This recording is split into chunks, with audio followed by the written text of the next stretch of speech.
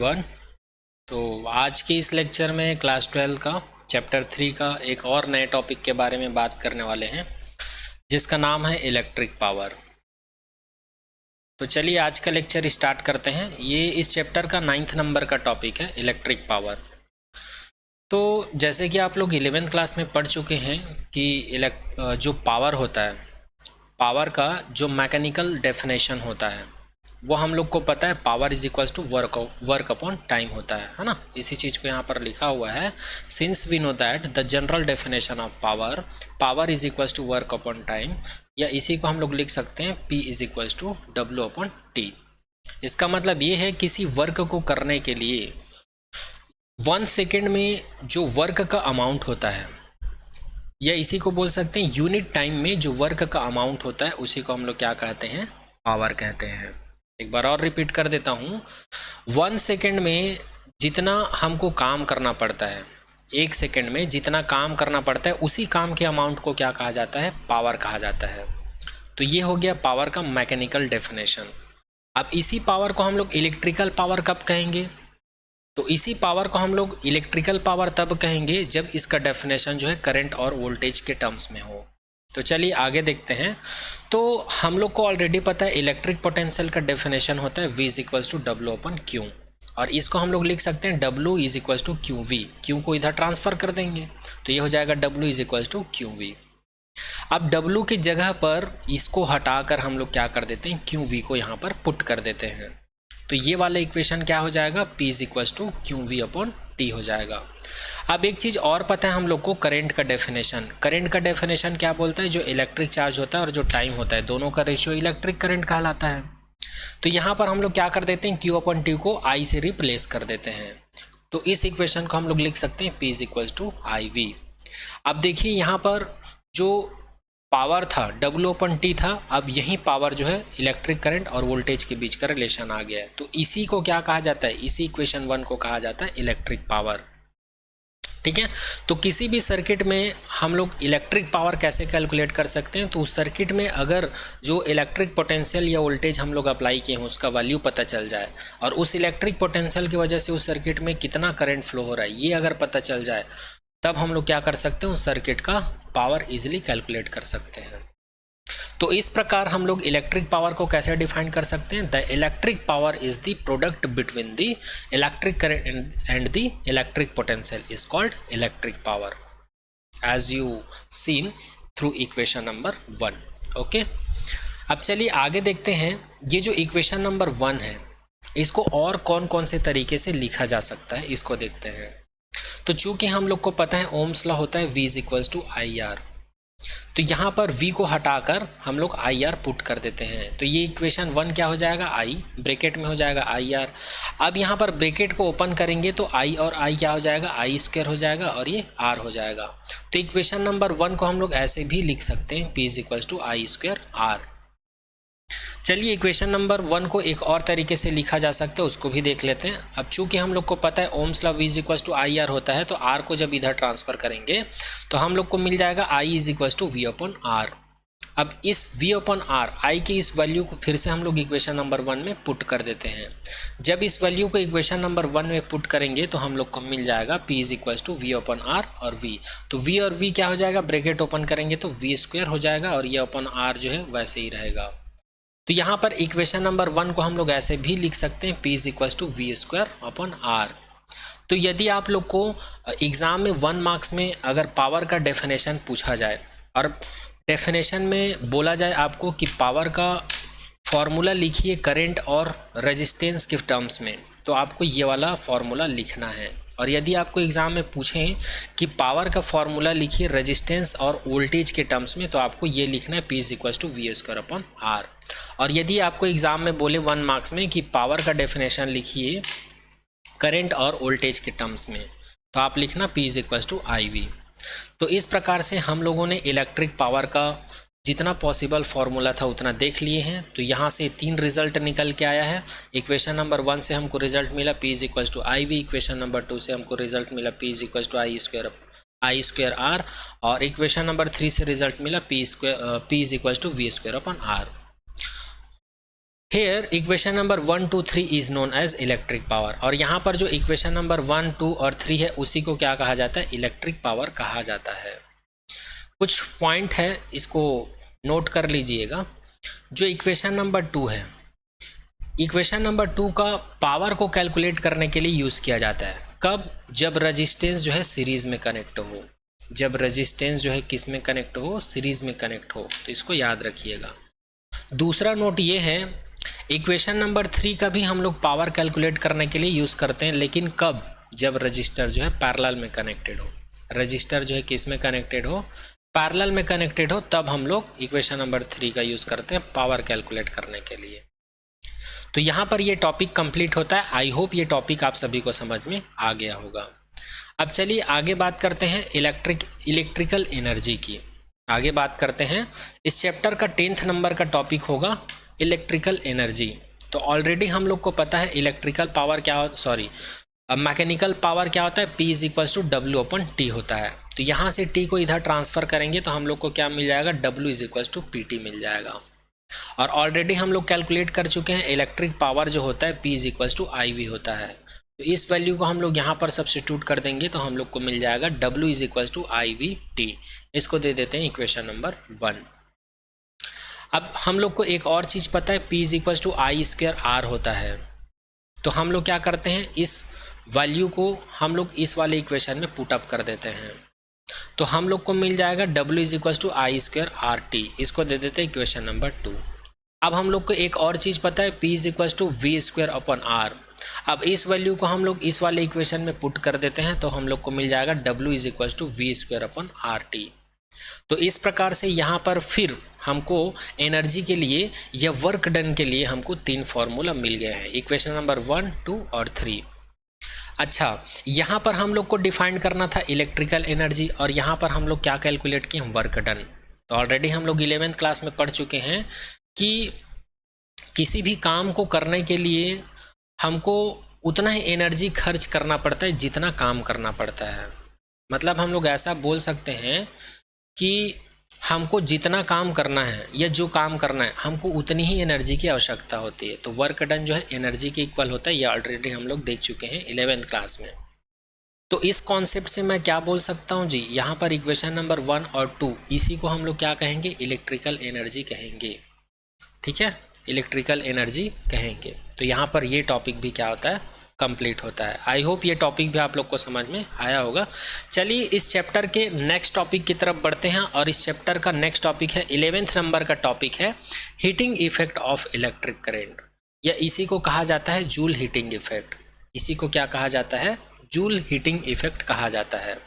वैसे तो ऑलरेडी ये टॉपिक आप लोग 10th क्लास में पढ़ चुके हैं, लेकिन 10th क्लास में पढ़े हैं वो अच्छी बात है, लेकिन यहाँ पर हम लोग 12th क्लास के पॉइंट ऑफ व्यू से इसको एक बार और देख लेते हैं, है ना। तो अगर आसान शब्दों में heating effect of electric current को समझें तो इसका डेफिनेशन कुछ ऐसा होना चाहिए कि कोई भी सर्किट हो या कोई भी कंडक्टर हो, जब हम लोग उसमें इलेक्ट्रिक करंट फ्लो कराते हैं ना, जब हम लोग उसमें इलेक्ट्रिक करंट फ्लो करवाते हैं तो वो क्या हो जाता है जी, गर्म हो जाता है। आप सभी को पता होगा। तो इलेक्ट्रिक करंट के फ्लो की वजह से वो क्या हुआ, कंडक्टर जो है या सर्किट जो है हीट प्रोड्यूस हो गया, उसमें वो गर्म हो गया। तो इसी घटना को या इसी इफेक्ट को हम लोग क्या कहते हैं, heating effect of electric current बोलते हैं। और यही चीज़ यहाँ पर लिखा होगा, एक बार रीड कर देता हूँ मैं। When an electric current passes through any electric component with non zero resistance it produce heat that heats up corresponding components. This phenomenon is called heating effect of electric current. बोलने का मतलब ये है, अगर कोई भी हमारे पास इलेक्ट्रिक सर्किट है और उस इलेक्ट्रिक सर्किट में क्या लगा हुआ है, बहुत सारे इलेक्ट्रिक कंपोनेंट लगे हुए हैं। अब इलेक्ट्रिक कंपोनेंट कौन सा होता है जी, वोल्ट मीटर हो सकता है, मीटर हो सकता है, रेजिस्टेंस हो सकता है, बैटरी हो सकता है, की हो सकता है, कैपेसिटर हो सकता है, इंडक्टर हो सकता है, whatever you want to take any electric component और एनी इलेक्ट्रिक डिवाइस। तो उसमें जब हम लोग इलेक्ट्रिक करंट फ्लो कराते हैं, इलेक्ट्रिक करंट फ्लो कराते हैं तो उसमें क्या होता है, हीट प्रोड्यूस हो जाता है। क्या प्रोड्यूस हो जाता है, हीट प्रोड्यूस हो जाता है। तो इसी घटना को क्या कहा जाता है, या इसी फिनोमिनन को कहा जाता है heating effect of electric current. तो ये रहा इसका डेफिनेशन। अब यहाँ पर एक छोटा सा सर्किट है, इसके माध्यम से समझ सकते हैं। जैसे कि हमारे पास एक रजिस्टर है, यहाँ पर वोल्ट मीटर को पैरेलल कनेक्ट कर दिए हैं और यहाँ पर अमीटर को हम लोग सीरीज कनेक्ट कर दिए हैं, और यहाँ पर एक बैटरी लगा दिए। बैटरी नहीं है, ये सेल का सिंबल है ना। अच्छा, आप लोग सेल को बैटरी भी बोल सकते हो, लेकिन बैटरी को सेल नहीं बोल सकते, इस चीज़ को ध्यान दीजिएगा। ये वाला जो सिंबल है ये सेल का है, इसको बैटरी भी बोल सकते हो, सेल भी बोल सकते हो। एक और सिंबल होता है कुछ ऐसा, इसको कहा जाता है बैटरी, लेकिन बैटरी को आप लोग सेल नहीं बोल सकते, है ना। चलिए, तो यहाँ पर वोल्ट मीटर को हम लोग पैरेलल में कनेक्ट किए हैं और अमीटर को हम लोग सीरीज़ में कनेक्ट किए हैं। और वोल्ट मीटर को हमेशा पैरेलल में इसलिए कनेक्ट किया जाता है क्योंकि इसको अगर हम लोग सीरीज़ में कनेक्ट कर देंगे तो ये हाई रेजिस्टेंस डिवाइस का काम करता है, फिर सर्किट में करंट फ्लो होना बंद हो जाता है, तो वोल्ट मीटर में हमको रीडिंग नहीं मिल पाता है। इसलिए वोल्ट मीटर को सीरीज़ में नहीं, हमेशा पैरेलल में कनेक्ट किया जाता है। ओके, आगे बढ़ते हैं। अब हम लोग बात करते हैं हीट के कुछ फॉर्मूलेस के बारे में। From above circuit we can observe that, ऊपर इस सर्किट में हम लोग एक चीज़ ऑब्जर्व कर सकते हैं। क्या चीज़ ऑब्जर्व कर सकते हैं? उस सर्किट में जितना ज़्यादा हम लोग इलेक्ट्रिक पोटेंशियल अप्लाई करेंगे या वोल्टेज बढ़ाएंगे, इलेक्ट्रिक पोटेंशियल या वोल्टेज बढ़ाएंगे बोलने का मतलब क्या है, वहाँ पर जो बैटरी या सेल लगा हुआ था उसके वैल्यू को बढ़ाएंगे तो जाहिर सी बात है उस सर्किट में करंट का वैल्यू बढ़ेगा। ठीक है, करंट का वैल्यू जितना, मतलब वोल्टेज का वैल्यू जितना बढ़ाएंगे उस सर्किट में करंट का वैल्यू उतना ही बढ़ेगा। और उस सर्किट में जितने ज़्यादा टाइम तक इलेक्ट्रिक करंट फ्लो होगा उसमें उतना ही हीट प्रोड्यूस होगा। इस बात को ध्यान से समझना। अभी जो सर्किट देखे हैं हम लोग, उस सर्किट में अगर मैं वोल्टेज के वैल्यू को बढ़ाता हूँ तो जितना वोल्टेज बढ़ाऊंगा उतना ही करंट फ्लो होगा। ठीक है, और जितने टाइम तक, मतलब यहाँ पर टी इंक्रीज हो रहा है, जितने ज़्यादा टाइम तक उसमें इलेक्ट्रिक करंट फ्लो होता रहेगा उतना ही उसमें हीट प्रोड्यूस होता रहेगा। तो इस प्रकार से ये जो हीट है H और जो इलेक्ट्रिक पोटेंशियल है V और जो इलेक्ट्रिक करंट है I और जो टाइम है T, इन तीनों के बीच क्या रिलेशन फाइंड कर सकता हूँ मैं उस सर्किट से? H is equal to IVT, इसको दे देते हैं इक्वेशन नंबर 1। ये रिलेशन निकल के आता है ऊपर सर्किट से, है ना। अभी हम लोग जो सर्किट देखे हैं उस सर्किट से ये रिजल्ट निकल के आता है। मतलब हीट जो है किसके मल्टीपल के इक्वल होता है? करेंट, वोल्टेज और टाइम। जितना ज़्यादा वोल्टेज रहेगा उतना ही करंट मिलेगा, और करंट जितने देर तक बहेगा उतना ही हमको हीट मिलेगा। अब एक चीज़ हम लोग को पता है, ओम्स लॉ से V is equal to IR होता है। तो यहाँ पर V के जगह पर V को रिप्लेस कर देंगे हम लोग IR से, तो ये वाला इक्वेशन नंबर 1 क्या हो जाएगा? H is equal to I bracket में IRT। अब यहाँ पर I और I क्या हो जाएगा? I स्क्वायर हो जाएगा, तो H इज इक्वल टू क्या हो जाएगा? I स्क्वायर RT हो जाएगा। इसको दे देते हैं इक्वेशन नंबर 2। अब हम लोग को फिर से ओम्स लॉ से पता है, ओम्स लॉ को हम लोग लिख सकते हैं, यहाँ से R को इधर ट्रांसफर कर देंगे तो ये हो जाएगा I is equal to V upon R। अब इस वैल्यू को फिर से इक्वेशन नंबर 1 में रखेंगे तो हम लोग को मिल जाएगा H is equal to V upon R VT। अब यहाँ पर V और V का मल्टीप्लाई करेंगे तो H इज इक्वल टू मिल जाएगा V square upon R into में T। इसको दे देते हैं इक्वेशन नंबर 3। तो यहाँ से फिर हमको हीट का 3 फार्मूला निकल के आया है यहाँ पर, है ना। इक्वेशन नंबर 1, 2 और 3 को अगर ध्यान से देखें तो हीट से रिलेटेड हम लोग को 3 फार्मूला मिला है। फर्स्ट फार्मूला IVT, एक फार्मूला ये हम लोग को मिला है, दूसरा फार्मूला हम लोग को मिला H is equals to I square R और T मिला है ना। और एक तीसरा फार्मूला क्या मिला है हम लोग को? एक और तीसरा फार्मूला मिला है इक्वेशन नंबर 3 से, H is equals to V square upon R into में T। ये 3 फार्मूला मिला है हमको heating effect of electric current से, तो इस चीज़ को याद रखिएगा। ओके, अब चलिए heating effect of electric current से रिलेटेड कुछ एप्लीकेशन है, उस एप्लीकेशन की बात कर लेते हैं।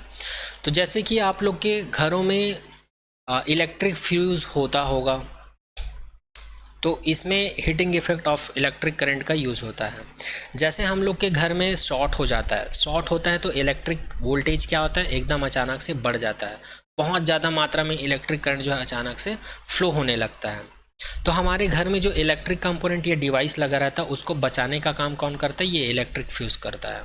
अब ये इलेक्ट्रिक फ्यूज़ ऐसा क्या करता है भाई? तो इसके अंदर में एक छोटा सा तार लगा रहता है, तो जब बहुत ज़्यादा मात्रा में इलेक्ट्रिक करंट फ्लो होता है तो ये गर्म होकर, इलेक्ट्रिक करंट इतना ज़्यादा फ्लो होता है कि ये गर्म होकर क्या हो जाते हैं, हीट की वजह से पिघल कर टूट जाता है। फिर पूरे घर में इलेक्ट्रिक करंट फ्लो होना बंद हो जाता है, जिससे हमारे घर में जो कंपोनेंट लगे रहते हैं वो ख़राब होने से बच जाते हैं। दूसरा एप्लीकेशन है इलेक्ट्रिक आयरन। आयरन तो आप सभी यूज़ करते ही होंगे। जब इलेक्ट्रिक करंट को ऑन करते हैं तो ये गर्म हो जाता है, तो इसका यूज़ इसमें किया जाता है। इलेक्ट्रिक बल्ब में भी यूज़ किया जाता है और रूम हीटर में भी यूज़ किया जाता है। ठंड के दिनों में इसको, जब बहुत ज़्यादा ठंड बढ़ जाती है तो रूम टेम्परेचर को मेंटेन करने के लिए, गर्म रखने के लिए इसका यूज़ करते हैं। टोस्टर में भी इसका यूज़ करते हैं। इलेक्ट्रिक आयरन तो बता चुका हूँ मैं। केटली में भी इसका यूज़ करते हैं। स्टोव में इसका यूज़ करते हैं और वाटर हीटर में भी electric current, heating effect of electric current का यूज़ किया जाता है। तो ये रहा heating effect of electric current का एप्लीकेशन, या डेली लाइफ में जो डिवाइस हम लोग यूज़ करते हैं, ठीक है। और ये रहा heating effect of electric current से रिलेटेड जो फॉर्मूले हैं, ये तीनों फार्मूला को आप लोग याद रखिएगा, ठीक है। तो यहाँ पर ये टॉपिक भी कंप्लीट होता है। अब चलिए इस चैप्टर के नेक्स्ट टॉपिक के बारे में बात करते हैं। इस चैप्टर का 12th नंबर का टॉपिक है, जो कि है सेल, ईएमएफ, इंटरनल रेजिस्टेंस। यहाँ पर 3 टॉपिक है, लेकिन तीनों टॉपिक को हम लोग एक ही टॉपिक में कवर करेंगे, ओके। तो चलिए आगे बढ़ते हैं। तो सबसे पहले हम लोग ये जान लेते हैं कि सेल क्या होता है, या इसी को हम लोग बैटरी कह सकते हैं, लेकिन बैटरी को सेल नहीं कह सकते, है ना। तो सेल क्या होता है, तो यहाँ पे लिखा हुआ है, बेसिकली अ सेल और battery has 2 electrodes are called the positive and the negative. तो आप सभी को पता होगा, बैटरी या जो सेल होता है उसमें 2 रॉड लगे होते हैं और उन दोनों रॉड को नाम दिया जाता है इलेक्ट्रोड्स। क्या कहा जाता है उसको? इलेक्ट्रोड्स कहा जाता है। और उन दोनों इलेक्ट्रोड्स में एक होता है पॉजिटिव और एक होता है नेगेटिव, दोनों को ही मिलाकर क्या कहा जाता है? Electrodes. They are immerse in an electrolyte solution dipped in the solution, the electrodes exchange charges with the electrolytes. यहाँ पर बोला जा रहा है कि जो इलेक्ट्रोड्स होते हैं उसको किस में डुबा कर रखा जाता है, किस में इमर्ज कर दिया जाता है। तो एक सॉल्यूशन होता है जिसका नाम है इलेक्ट्रोलाइट सॉल्यूशन, एक सॉल्यूशन है जिसका नाम है इलेक्ट्रोलाइट सॉल्यूशन। इसी में इमर्ज कर दिया जाता है या डुबा दिया जाता है, किसको? इलेक्ट्रोड्स को। जिससे क्या होता है, जो इलेक्ट्रोड्स होते हैं वो इलेक्ट्रोलाइट के साथ, इलेक्ट्रोलाइट सॉल्यूशंस के साथ चार्जेस को क्या कर सकते हैं? एक्सचेंज कर पाते हैं। चार्जेस को क्या कर पाते हैं? एक्सचेंज कर पाते हैं। आगे लिखा है, the positive electrode has a potential difference V positive. यहाँ पर बोला जा रहा है कि जो पॉजिटिव इलेक्ट्रोड होता है, यहाँ पर जैसे कि इस फिगर में देख पा रहे हैं, ये एक कंटेनर है, इसमें इलेक्ट्रोलाइट सॉल्यूशन भरा हुआ है, इलेक्ट्रोलाइट सॉल्यूशन भरा हुआ है और इसमें 2 रॉड लगा हुआ है। दोनों रॉड को क्या कहते हैं? इलेक्ट्रोड कहते हैं। और इन दोनों इलेक्ट्रोड्स में एक है पॉजिटिव और एक है नेगेटिव, ठीक है। और इनमें एक रेजिस्टेंस को कनेक्ट कर दिया गया है, ठीक है। तो यहाँ पर ये बोला जा रहा है कि ये वाला जो टर्मिनल है, P वाला टर्मिनल है, मतलब पॉजिटिव इलेक्ट्रोड जो है, इसके ऊपर कौन सा चार्ज होता है? V पॉजिटिव चार्ज होता है। ये V पॉजिटिव चार्ज को हम लोग ऐसे भी बता सकते हैं कि इसमें पॉजिटिव चार्ज की जो संख्या है, इसमें पॉजिटिव चार्ज की जो संख्या है वो 0 से ज़्यादा है, ऐसा बोल सकते हैं। या आप लोग को पता होगा, जिसका भी वैल्यू 0 से ज़्यादा होता है उसको हम लोग पॉजिटिव वैल्यू बोलते हैं, इसलिए V पॉजिटिव ग्रेटर देन 0 लिखा गया है ये यही चीज़ है ना। तो इसमें कंफ्यूज मत होइएगा।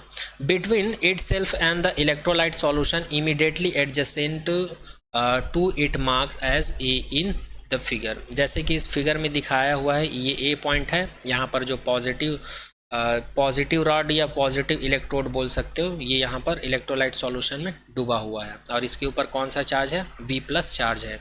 इसी प्रकार हम लोग दूसरे रॉड की बात करें तो ये है नेगेटिव इलेक्ट्रोड्स। चलिए इसको भी आगे देख लेते हैं। Similarly the negative electrodes develop a negative potential. तो नेगेटिव पोटेंशियल को डिनोट करते हैं नेगेटिव और ब्रैकेट में V नेगेटिव। V नेगेटिव का मतलब यहाँ पर नेगेटिव इलेक्ट्रोड्स की बात हो रही है या नेगेटिव पोटेंशियल की बात हो रही है।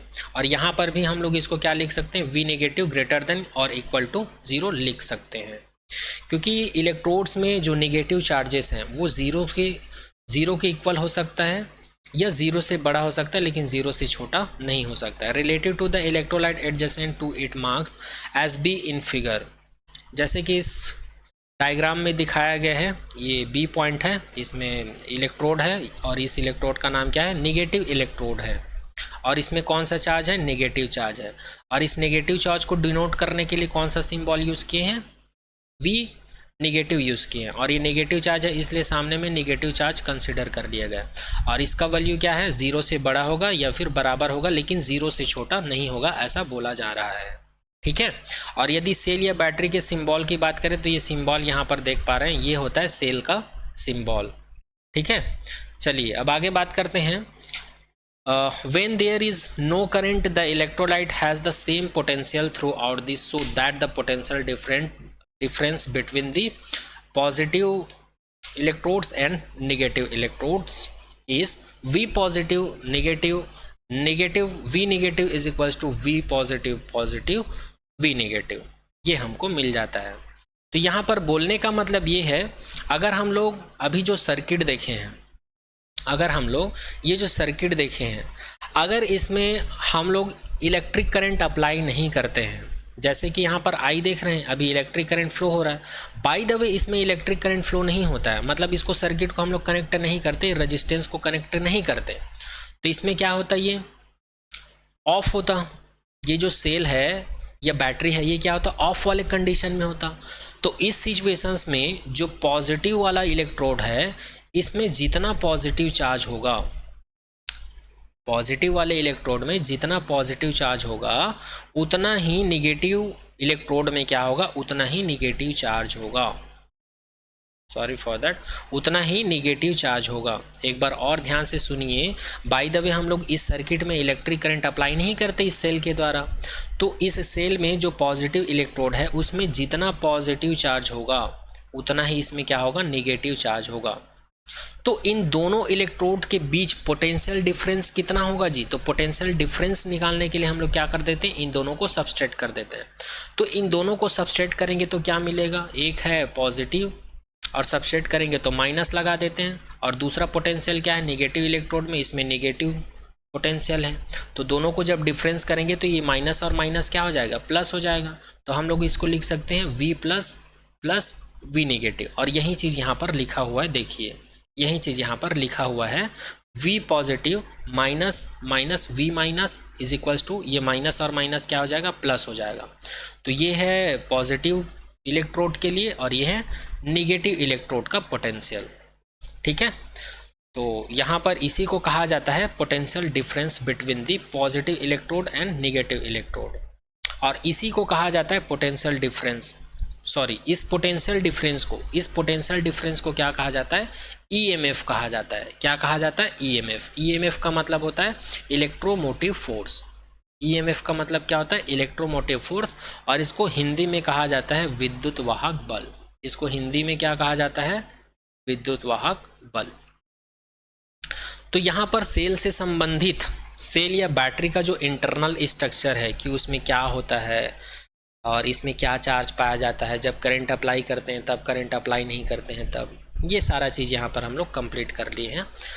अब आगे कई बच्चों को ये समझ में नहीं आता कि सेल को सेल क्यों बोलते हैं, बैटरी को बैटरी क्यों बोलते हैं। सेल को हम लोग बैटरी बोल सकते हैं लेकिन बैटरी को हम लोग सेल नहीं कह सकते, ऐसा टाइप का कुछ कन्फ्यूज़न रहता है। तो मैं कुछ पॉइंट यहाँ पर सेल और बैटरी के बीच डिफ्रेंशिएट कर दिया हूँ, इसके ऊपर एक नज़र डाल लेते हैं। इस कॉलम में हम लोग सेल के बारे में देखेंगे और इस कॉलम में हम लोग बैटरी के बारे में देखेंगे। तो यहाँ पर फर्स्ट पॉइंट में लिखा हुआ है a cell is a singular unit that produce electric current. हाँ, इतना तो पता है, सेल जो है इलेक्ट्रिक करंट प्रोड्यूस करता है और बैटरी भी क्या करता है, इलेक्ट्रिक करंट प्रोड्यूस करता है। तो सेल क्या होता है, एक सिंगुलर यूनिट होता है या सिंगल यूनिट होता है। सेल क्या होता है, एक सिंगुलर यूनिट या सिंगल यूनिट होता है ना। और बैटरी क्या होता है, a battery is composed of many cell. Battery क्या होता है जी, वन और मोर सेल का कॉम्बिनेशन होता है। बैटरी क्या होता है, एक या एक से अधिक सेल से मिलकर एक प्रोड्यूस इलेक्ट्रिक डिवाइस बनता है। एक या एक से अधिक सेल से मिलकर एक डिवाइस बनता है, उसी को हम लोग क्या कहते हैं, बैटरी कहते हैं। ठीक है, सेकेंड पॉइंट में लिखा हुआ है a cell can be a battery. अभी जैसे कि मैं पहले बता रहा था कि सेल क्या हो सकता है, एक बैटरी हो सकता है। अब battery can not be a cell, लेकिन बैटरी एक सेल नहीं हो सकता है। ठीक है, आगे बात करते हैं। The symbol of a cell is, जो बैटरी, जो सेल का जो सिंबल होता है वो कुछ ऐसा होता है, जैसे कि मैं पहले भी बता चुका हूँ, है ना। ये क्या होता है, सेल का सिंबल होता है। और बैटरी का सिंबल क्या होता है, दो या दो से अधिक बैटरी, है ना।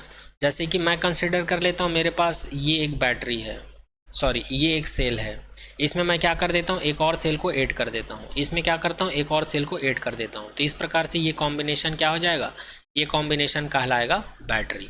ओके, तो आई होप ये सेल और बैटरी में डिफरेंस भी आप लोग को समझ में आ गया होगा। चलिए आगे देखते हैं, आगे देखते हैं। यहाँ पर कुछ पॉइंट लिखा हुआ है। सेल और battery is a device provide electrical energy and convert chemical energy into electrical energy and it is maintain a potential difference। ये potential difference होगा, यहाँ पर टाइपिंग मिस्टेक हो गया है, potential difference between the electrodes, ये between होगा, है ना, बिटवीन द इलेक्ट्रोड्स। तो अगर आप लोग को सेल या बैटरी का डेफिनेशन कोई पूछ दे तो आप लोग बोलना सेल या बैटरी एक डिवाइस होता है, ये एक इलेक्ट्रॉनिक डिवाइस होता है जो कि हमको क्या देता है कि इलेक्ट्रिकल एनर्जी देता है। क्या देता है, इलेक्ट्रिकल एनर्जी देता है। या फिर आप लोग बोल सकते हो सेल या बैटरी एक ऐसा इलेक्ट्रॉनिक डिवाइस है जो केमिकल एनर्जी को इलेक्ट्रिकल एनर्जी में कन्वर्ट करता है। केमिकल एनर्जी को किस में कन्वर्ट करता है, इलेक्ट्रिकल एनर्जी में कन्वर्ट करता है। और ये इलेक्ट्रोड्स के बीच, इलेक्ट्रोड के बीच जो पोटेंशियल डिफरेंस है इसको मेंटेन करके रखता है, मेंटेन करके रखता है। तो यहाँ पर सेल या बैटरी जो है कंप्लीट होता है। अब आगे हम लोग बात करने वाले हैं मोस्ट इंपॉर्टेंट टॉपिक, बहुत ही इंपॉर्टेंट टॉपिक है जिसका नाम है इलेक्ट्रोमोटिव फोर्स। जिसका नाम क्या है, इलेक्ट्रोमोटिव फोर्स, और इसी को हिंदी में क्या कहा जाता है, विद्युत वाहक बल कहा जाता है। तो चलिए इसको समझ लेते हैं। इसको समझने से पहले यहाँ पर एक सेल का स्ट्रक्चर लिया हूँ मैं।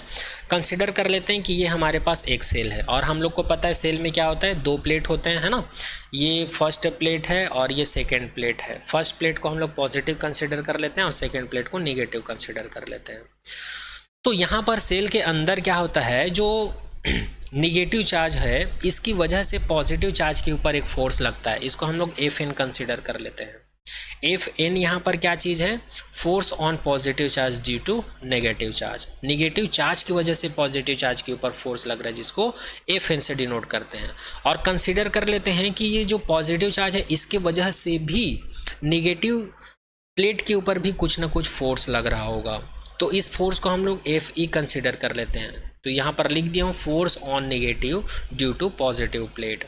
और इन दोनों प्लेट के बीच का डिस्टेंस कुछ ना कुछ होगा, तो उस डिस्टेंस को हम लोग डी कंसिडर कर लेते हैं। तो यहाँ पर ये समझ में आ गया होगा, ये जो सेल का जो डायग्राम है ये समझ में आ गया होगा। अब चलिए यहाँ पर जो लिखा हुआ है, यहाँ पर ये जो लिखा हो इसको पढ़ने से पहले इस डायग्राम को ही अच्छे से समझा देता हूँ और इससे क्या रिजल्ट निकल के आता है उसको भी समझा देता हूँ। तो जो डायग्राम आप लोग देखे हैं वहाँ से, जो डायग्राम आप लोग देखे हैं वहाँ से अगर मैं ईएमएफ को डिफाइन करूँ तो ईएमएफ को एप्सिलॉन से डिनोट किया जाता है, किसी किसी बुक में स्मॉल ई से रिप्रेजेंट किया जाता है, इस चीज़ को याद रखिएगा। और किसी किसी बुक में इसको कैपिटल ई से भी डिनोट किया जाता है। तो ईएमएफ क्या होता है आप लोग को पता है, ईएमएफ एक इलेक्ट्रिक पोटेंशियल ही है। ईएमएफ क्या है, एक इलेक्ट्रिक पोटेंशियल ही है। और इलेक्ट्रिक पोटेंशियल क्या होता है, यूनिट चार्ज के ऊपर जो वर्क करना पड़ता है उसी वर्क के अमाउंट को हम लोग क्या कहते हैं, इलेक्ट्रिक पोटेंशियल। तो यहाँ पर ईएमएफ का मतलब क्या होगा, यूनिट चार्ज के ऊपर जो वर्क का अमाउंट होगा वही उसका क्या होगा, ईएमएफ कहलाएगा। ठीक है, तो यहाँ पर हम लोग क्या लिख दिए, E is equal to W upon Q. और डब्ल्यू का डेफिनेशन हम लोग को पता है एफ एन टी होता है, मतलब फोर्स इनटू डिस्प्लेसमेंट होता है। क्या होता है, फोर्स इनटू डिस्प्लेसमेंट होता है। ठीक है, तो यहाँ पर इसको हम लोग क्या लिख सकते हैं, एफ एन डी लिख सकते हैं। F n upon f n d upon q आ गया है। अब यहाँ पर मैंने बोला, अभी मैंने एक स्टेटमेंट दिया कि ईएमएफ को ही क्या कहा जाता है, इलेक्ट्रिक पोटेंशियल कहा जाता है, ऐसा मैंने बोला। तो इसको मैं प्रूफ करके बताता हूँ, चलो कि मैंने कैसे इलेक्ट्रिक पोटेंशियल को ही ईएमएफ बोल दिया। तो यहाँ पर जैसे कि डायग्राम में मैंने बताया कि एफ एन क्या है, नेगेटिव चार्ज की वजह से पॉजिटिव प्लेट के ऊपर जो फोर्स लगता है, एफ ई यहाँ पर क्या है, तो पॉजिटिव प्लेट की वजह से नेगेटिव प्लेट पर जो फोर्स लगता है वो है, और दोनों का मैग्नीट्यूड सेम है। और ऑलरेडी हम लोग को पता है फोर्स का जो डेफिनेशन होता है चार्ज इनटू इलेक्ट्रिक फील्ड होता है। तो मैं क्या कर दिया हूँ, F in is equals to F E is equals to Q E लिख देता हूँ, और दोनों तरफ मैं क्या कर देता हूँ, दोनों प्लेट के बीच का जो डिस्टेंस था डी, इसका मल्टीप्लाई कर देता हूँ दोनों तरफ। वैसे इसको हम लोग डिस्प्लेसमेंट बोल सकते हैं, तो दोनों तरफ d का मल्टीप्लाई कर दिया हूँ। तो यहाँ पर f n d f e d is equals to Q e d मिल गया। अब हम लोग को ये पता है e is equals to we upon d, ये भी पता है। तो यहाँ पर d को हम लोग इधर ट्रांसफर कर देते हैं, तो v is equals to e d आ गया। तो यहाँ पर ई डी के जगह पर मैं क्या लिख सकता हूँ, v लिख सकता हूँ। अब यहाँ पर हमको क्या मिल गया, f n d is equals to F e d is equals to Q v मिल गया। तो यहाँ से मैं v का वैल्यू निकाल लूँगा q को इधर ट्रांसफ़र करके, तो मुझे क्या मिल जाएगा, v is equals to f n d upon q मिल जाएगा। या इसी को हम लोग लिख सकते हैं f e d upon q लिख सकते हैं। अच्छा, कई लोग को यहाँ पर क्वेश्चन आता कि एफ एन ही क्यों लिए हैं, एफ ई क्यों नहीं लिए हैं। तो यहाँ पर आप लोग एफ ई भी ले सकते हो, कोई दिक्कत नहीं है। क्यों? क्योंकि दोनों फोर्स इक्वल है। जितना फोर्स निगेटिव चार्ज की वजह से पॉजिटिव पर लग रहा है, उतना ही फोर्स निगेटिव के ऊपर पॉजिटिव चार्ज की वजह से लग रहा है। इसलिए दोनों को ही लिख सकते हो आप लोग यहाँ पर, है ना। एफ एन लिखना ही ज़रूरी नहीं है, जो कि मैं यहाँ पर बता दी हूँ। v इज इक्वल्स टू हमको क्या मिल गया, f n d upon q मिल गया। या फिर हम लोग लिख सकते हैं v is equals to F e d upon q लिख सकते हैं। ठीक है। और ये किसका डेफिनेशन है जी, ये किसका डेफिनेशन, अब भी मैंने बताया, ये ईएमएफ का डेफिनेशन है। किसका डेफिनेशन है ये, ईएमएफ का। तो इस प्रकार से v जो है किसके इक्वल होता है, इलेक्ट्रिक पोटेंशियल जो है ईएमएफ के इक्वल होता है। या यही कारण है कि जो इलेक्ट्रिक पोटेंशियल है उसको हम लोग ईएमएफ कह देते हैं। तो फिर दोनों में डिफरेंस क्या है, अगर इलेक्ट्रिक पोटेंशियल सेम है और जो इलेक्ट्रोमोटिव फोर्स जो है दोनों सेम है, तो फिर अलग अलग नाम क्यों है। तो दोनों में बहुत सारा डिफरेंस भी है। वो डिफरेंस क्या है आगे हम लोग देखेंगे, है ना। तो डिफरेंस को देखने से पहले इलेक्ट्रोमोटिव फोर्स का डेफिनेशन यहाँ पर लिखा हुआ, इसको एक बार रीड कर देते हैं, है ना। The electromotive force of a source may be defined as the work done by a source in taking a unit positive charge from lower to the higher potential। यहाँ पर इलेक्ट्रोमोटिव फोर्स को energy का source बोला गया है, यहाँ पर electromotive force को एक सोर्स बोला गया है। किसके लिए सोर्स बोला गया है, किसी यूनिट चार्ज को लोअर पोटेंशियल से हायर पोटेंशियल तक लाने में हमको जो काम करना पड़ता है। एक बार और रिपीट कर देता हूं कि कोई भी यूनिट चार्ज होता है या 1 कूलम जो चार्ज होता है उसको charge from lower to the higher potential, ठीक है, लोअर पोटेंशियल से हायर पोटेंशियल तक लाने में जो हमको काम करना पड़ता है, उसी काम के अमाउंट को या इस काम को करने के लिए जो सोर्स चाहिए रहता है, उसी सोर्स को क्या कहा जाता है, इलेक्ट्रोमोटिव फोर्स कहा जाता है। ठीक है।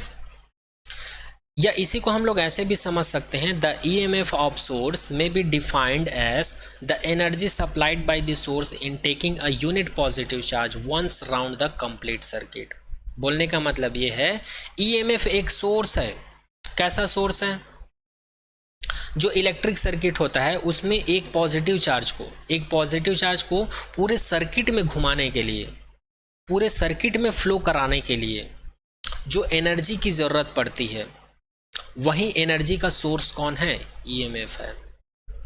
आई होप आप लोग को अब समझ में आ गया होगा इलेक्ट्रोमोटिव फोर्स का डेफिनेशन क्या है। किसी भी यूनिट चार्ज को पूरे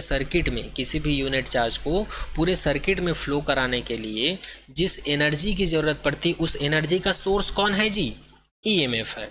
उसी सोर्स को क्या कहा जाता है, इलेक्ट्रोमोटिव फोर्स कहा जाता है। या इसी को मैं ऐसा बोल देता हूँ कि लोअर पोटेंशियल से हायर पोटेंशियल या फिर हायर पोटेंशियल से लोअर पोटेंशियल में किसी यूनिट चार्ज को फ्लो कराने के लिए एक सोर्स चाहिए रहता है, और वो सोर्स कौन है, इलेक्ट्रोमोटिव फोर्स होता है। आई होप अब इसका डेफिनेशन आप लोग को समझ में आ गया होगा।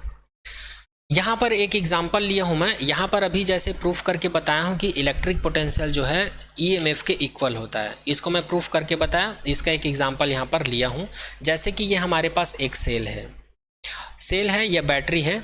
इसमें 2 इलेक्ट्रोड हैं, इलेक्ट्रोड ए और इलेक्ट्रोड बी। पहले वाले इलेक्ट्रोड में कितना पॉजिटिव चार्ज है, तो इसमें 5 पॉजिटिव चार्ज है, और जितना पॉजिटिव चार्ज है उतना ही निगेटिव चार्ज है। तो यहाँ पर निगेटिव चार्ज की संख्या क्या है, 5 है। मतलब निगेटिव इलेक्ट्रिक पोटेंशियल 5 है और पॉजिटिव इलेक्ट्रिक पोटेंशियल कितना है, 5 है। तो यहाँ पर इस बैटरी या सेल में टोटल पोटेंशियल का वैल्यू कितना हो जाएगा, V is equal to V positive charge positive potential plus negative potential, दोनों का वैल्यू कितना है, 5 है। तो यहाँ पर इस बैटरी का नेट पोटेंशियल कितना हो जाएगा, 5 वोल्ट। 5 और 5 कितना हो जाएगा, 10 वोल्ट हो जाएगा। तो इसी 10 वोल्ट को हम लोग क्या कहेंगे, इलेक्ट्रिक पोटेंशियल या EMF कह देंगे। इसी को हम लोग क्या कहेंगे, EMF या फिर इलेक्ट्रिक पोटेंशियल कह देंगे। ठीक है, तो V is equals to epsilon is equals to 10 volt मिल गया। अब चलिए, बहुत लोगों के दिमाग में ये घूम रहा होगा कि इलेक्ट्रोमोटिव फोर्स और पोटेंशियल डिफरेंस में क्या डिफरेंस है। यहाँ पर तो हमने बोल दिया कि दोनों इक्वल होता है ना। तो थोड़ा सा डिफरेंस भी देख लेते हैं। तो इलेक्ट्रोमोटिव फोर्स और इलेक्ट्रिक पोटेंशियल में सबसे बड़ा डिफरेंस ये है कि इलेक्ट्रोमोटिव फोर्स एक सोर्स होता है और इलेक्ट्रोमोटिव फोर्स को हम लोग इलेक्ट्रिक पोटेंशियल तब कहते हैं जब किसी बैटरी को हम लोग किसी सर्किट में यूज़ नहीं करते। जैसे कि यहाँ पर ये बैटरी है और इस बैटरी के पास अभी पोटेंशियल कितना है, 10 वोल्ट है और अभी हम लोग इसको किसी सर्किट में कनेक्ट नहीं किए हैं। तो इसी 10 वोल्ट को, इसी इलेक्ट्रिक पोटेंशियल को मैं क्या नाम दे दूंगा, EMF नाम दे दूंगा। और जैसे ही मैं इसको किसी सर्किट से कनेक्ट करके करंट फ्लो करवाऊंगा तो इसी EMF को मैं क्या नाम दे दूंगा, इलेक्ट्रिक पोटेंशियल बोल दूंगा। आई होप आप समझ में आया होगा। चलिए एक और एग्जांपल देता हूँ। जैसे आप लोग वॉल क्लॉक होता है तो उसके लिए सेल लेने जाते होंगे आप लोग दुकान में, तो उस सेल को या उस बैटरी को आप लोग ध्यान से देखना, इसमें एक वैल्यू लिखा रहता है 1.5 वोल्ट, ऐसा कुछ लिखा रहता है। तो यहाँ पर इस बैटरी को अभी हम लोग घड़ी में लगाए नहीं हैं, तो ये जो 1.5 वोल्ट जो बोल रहे हैं ना, ये इसका इलेक्ट्रिक पोटेंशियल नहीं होगा, ये उसका क्या होगा, EMF होगा।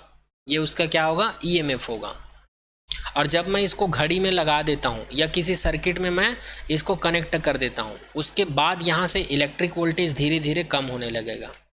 इलेक्ट्रिक वोल्टेज क्या होने लगेगा, कम होने लगेगा। और जब ये मैं इसको किसी सर्किट से कनेक्ट कर दूंगा, अब ये यूज़ हो रहा है, तो उस सिचुएशंस में इसी इलेक्ट्रिक पोटेंशियल को मैं क्या बोल दूंगा, वोल्टेज बोल दूंगा या इलेक्ट्रिक पोटेंशियल बोल दूंगा, EMF ना बोलकर। आई होप आप समझ में आया होगा। फिर भी यहाँ पर कुछ पॉइंट मैंने नोट कर दिए हैं, इसको एक बार देख लेते हैं या इसके ऊपर एक नज़र डाल लेते हैं। इलेक्ट्रोमोटिव फोर्स क्या होता है, it is the energy supplied to a unit charge by the source.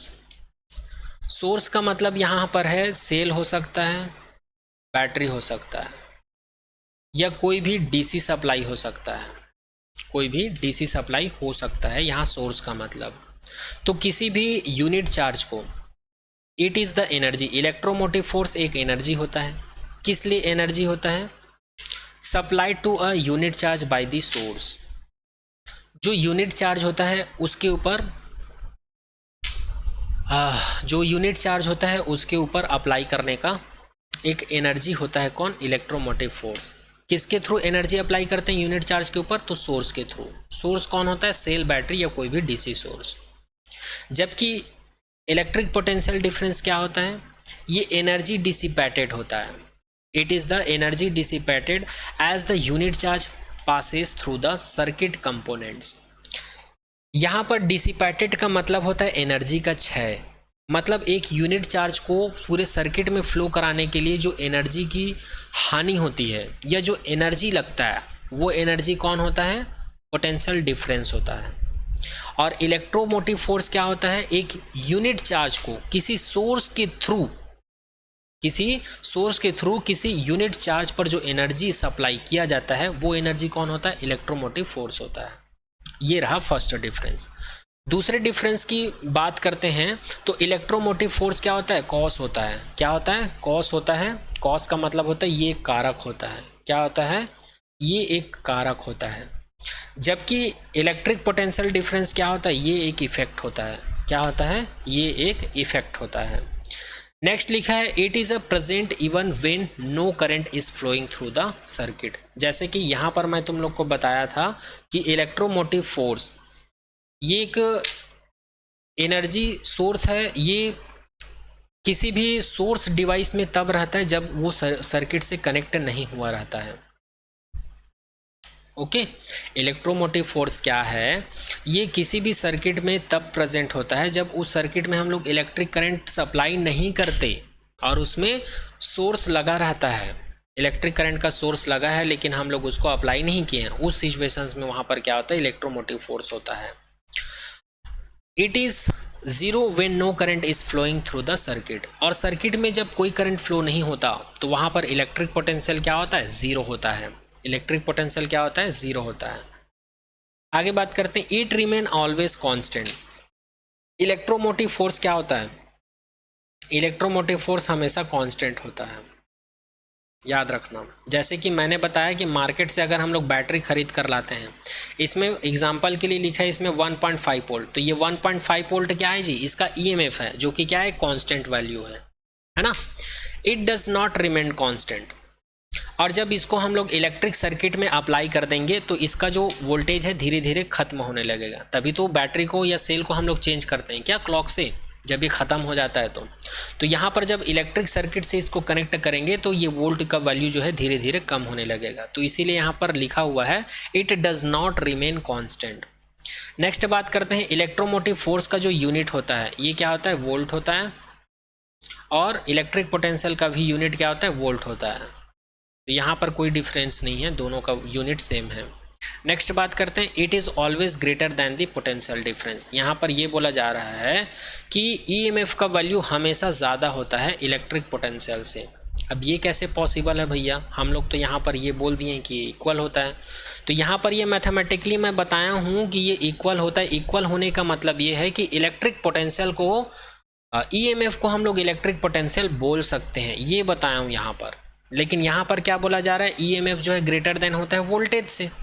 तो इसके बोलने का मतलब ये है, जैसे कि एक बैटरी है, फिर से वही एग्जांपल दे रहा हूँ मैं, ये एक बैटरी है जो मार्केट से लेकर आए थे घड़ी में डालने के लिए। इसके पास, इसको अभी सर्किट में यूज़ नहीं किए हैं, तो इसका वोल्टेज कितना है अभी, 1.5 वोल्ट। इसी को हम लोग क्या कहते हैं, ईएमएफ कहते हैं। जब इसको हम लोग सर्किट में लगाएंगे तो इसका वैल्यू क्या होने लगेगा, धीरे धीरे कम होने लगेगा। तो ईएमएफ का वैल्यू कितना है, 1.5 है, और जब हम लोग इसको सर्किट में लगाएं तो 1.5 जो है घट कर कितना हो गया, 1 वोल्ट हो गया।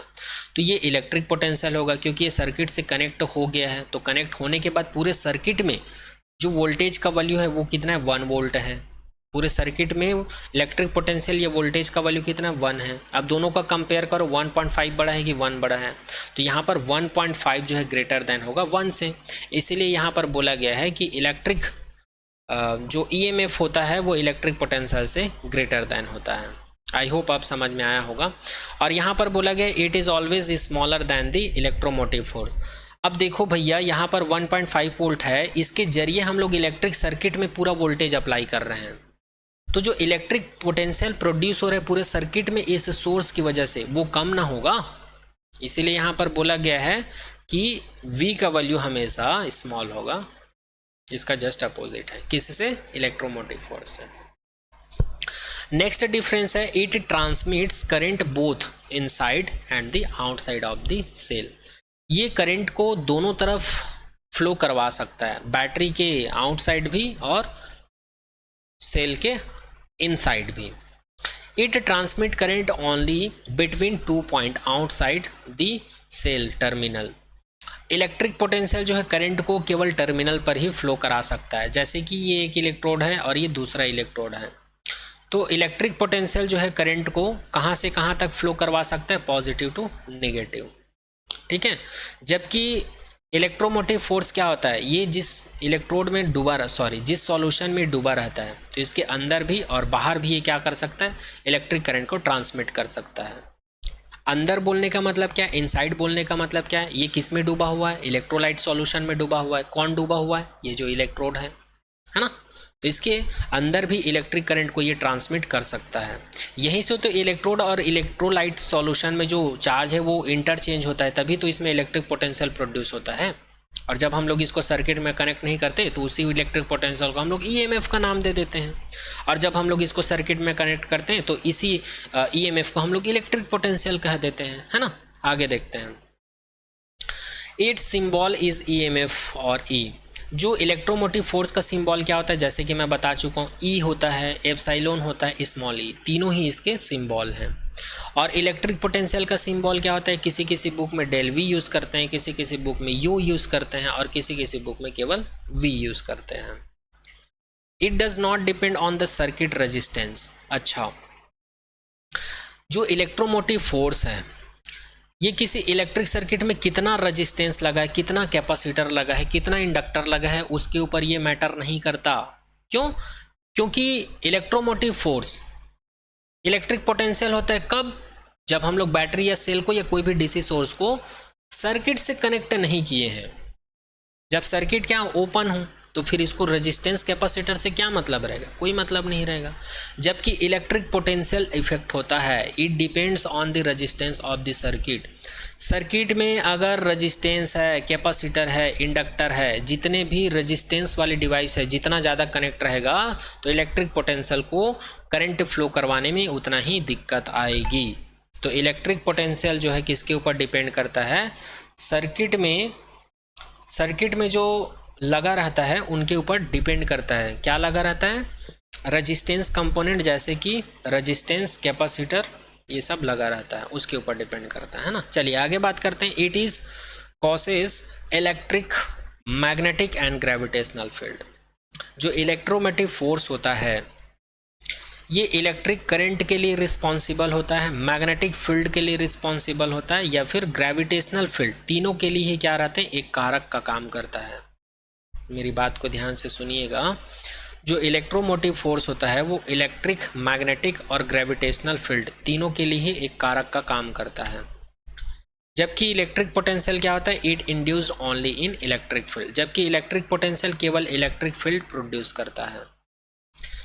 इलेक्ट्रिक पोटेंशियल क्या करता है, केवल इलेक्ट्रिक फील्ड प्रोड्यूस करता है।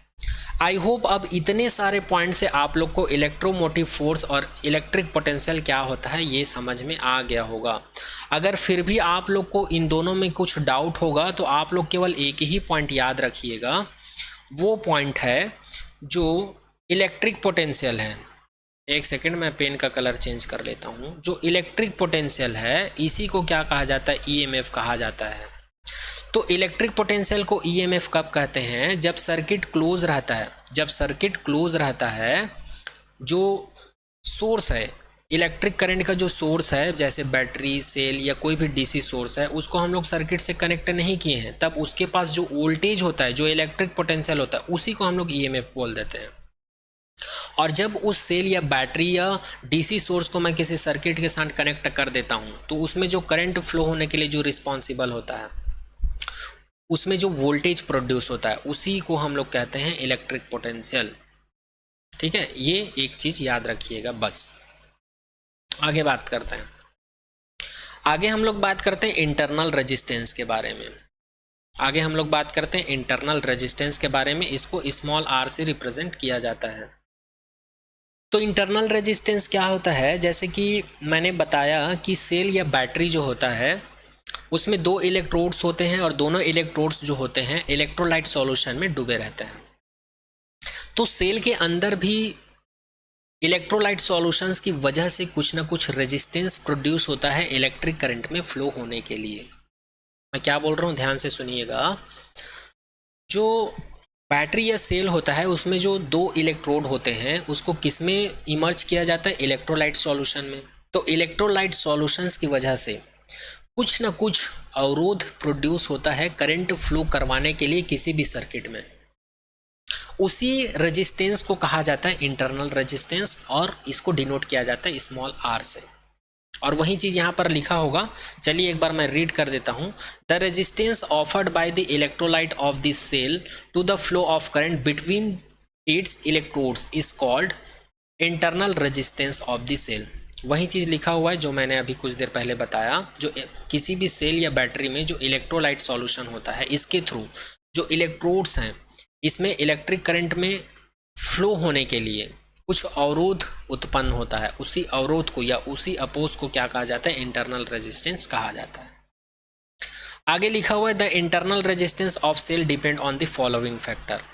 किसी भी सेल या बैटरी में जो इंटरनल रेजिस्टेंस है, मतलब स्मॉल आर का जो वैल्यू है, वो कितने फैक्टर्स के ऊपर डिपेंड करते हैं। तो 5 पॉइंट्स में यहाँ पर मैं कैटेगराइज कर दिया हूँ, इसको समझ लेते हैं पॉइंट टू पॉइंट। जो इंटरनल रेजिस्टेंस स्मॉल आर है वो डिपेंड करता है इलेक्ट्रोलाइट के नेचर के ऊपर। किसके ऊपर? इलेक्ट्रोलाइट के, या इलेक्ट्रोलाइट सॉल्यूशन जो डला रहता है ना बैटरी में, उसके ऊपर डिपेंड करता है। सेकेंड फैक्टर है it is directly proportional to the concentration of the electrolyte. इसका मतलब ये है कि किसी भी बैटरी में जो इलेक्ट्रोलाइट सॉल्यूशंस की सांद्रता या कॉन्सेंट्रेशन जितनी ज़्यादा होगी उतना ही उसमें क्या होगी? इंटरनल रेजिस्टेंस प्रोड्यूस होगी। नेक्स्ट बात करते हैं it is directly proportional to the distance between the two electrodes. इसका मतलब ये है जो इलेक्ट्रोड्स डूबा हुआ रहता है जिस इलेक्ट्रोलाइट सॉल्यूशन में, तो इन दोनों के बीच का डिस्टेंस जितना ज़्यादा होगा, इन दोनों के बीच का डिस्टेंस जितना ज़्यादा होगा, इंटरनल रेजिस्टेंस का वैल्यू उतना ही ज़्यादा होगा, ऐसा बोला जा रहा है इसमें। नेक्स्ट बात करते हैं फोर्थ पॉइंट की, it varies inversely as the common area of the electrodes emerge in the electrolyte. यहाँ पर ये बोला जा रहा है कि इंटरनल रेजिस्टेंस का वैल्यू जो है इनवर्सली होता है। किसके इनवर्सली होता है? एरिया के। किसके एरिया के? जो इलेक्ट्रोड्स जो है, इलेक्ट्रोड्स का जितना भाग इलेक्ट्रोलाइट सॉल्यूशन में डूबा होता है उसके इनवर्सली प्रोपोर्शनल होता है। एक बार और रिपीट कर देता हूँ, it varies inversely as the common area of the electrodes emerge in the electrolytes. Consider कर लेता हूँ ये वाला एरिया जो है इलेक्ट्रोलाइट सॉल्यूशन में डूबा हुआ है, तो ये वाले एरिया को मैं क्या कंसिडर कर लेता हूँ? ए कंसिडर कर लेता हूँ जितना इलेक्ट्रोलाइट सॉल्यूशन में डूबा हुआ है।